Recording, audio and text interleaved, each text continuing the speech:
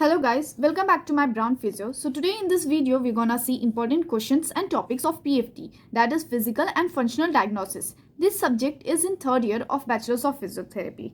So all the following questions are for 15 marks, so we have to write in detail, so keep this in mind. So let's start. First is cranial nerve examination, different electrodiagnostic test, PFD analysis, biofeedback, all that is you have to write in detail, then assessment of muscle function. Cardiopulmonary dysfunction, diagnosis of the knee pain, low back pain, any can be asked.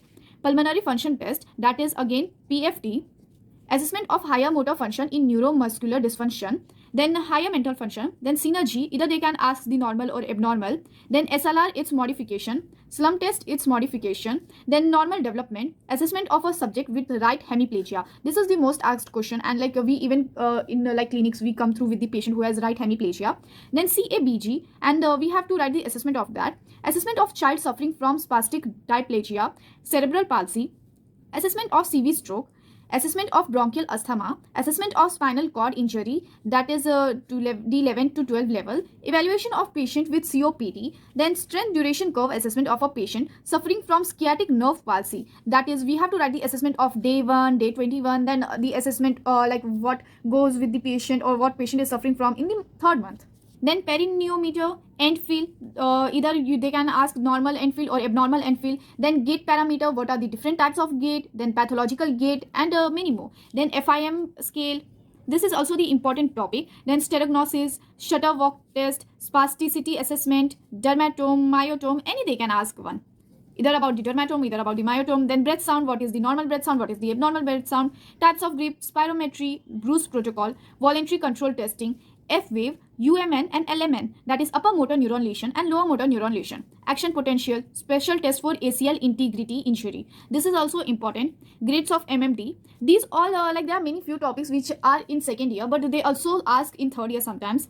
Then assessment of pelvic floor muscle, limb length discrepancy and supratrochanteric, obstructive and restrictive condition, ICIDH2, evaluation of case, then reflexes, pain assessment, then ABG analysis and its interpretation. This is also an important topic.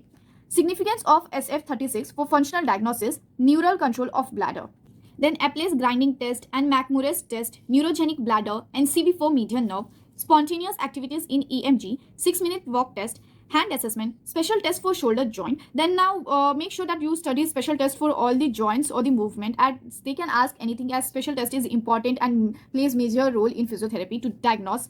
Then BBS and its importance, flexibility and assessment, interpret neuropathy for median nerve, EMG or NCV picture in muscular dystrophy, ETT, difference between ligament and meniscus injury of knee, non-equilibrium coordination test, primitive reflexes, 6-minute walk test, then APGAR score, Bobath grading of voluntary control, special test for tennis elbow, neurogenic bladder, special test for hip joint, NCV for median nerve, different hand deformities, deformity of chest, spontaneous activity seen during EMG, special test for bicipital tendinitis, Brake balance test, congenital foot deformities, entrapment in neuropathy. MNCV, special test for SI joint, vital sign measurement, assessment of cranial nerve in 7, 8 and motor and sensory, cause of restriction of ROM, cortical sensation assessment, exercise tolerance test, component of good posture, balance and coordination test, tone abnormalities, spasticity, rigidity, assessment of shoulder joint. Now do remember, even sometimes they ask the difference between spasticity and rigidity. Cardinal signs, Barthel index, MMT of trapezius or isolation, substitution, Oxford scale, they can ask any from that topic. Reverse scapulohumeral rhythm, modified as fourth scale, breathing pattern, GCS, grades of clubbing, grades of dyspnea, Brake balance scale. If you see, there are many questions which are repeating, so you have to know that the questions which are repeated are the questions which have been asked twice or thrice.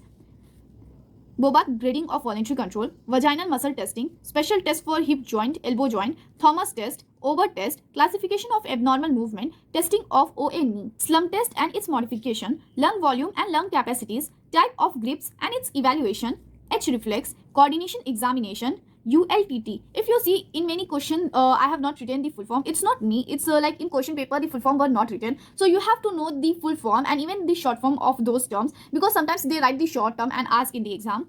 See, again, this question is repeated and field.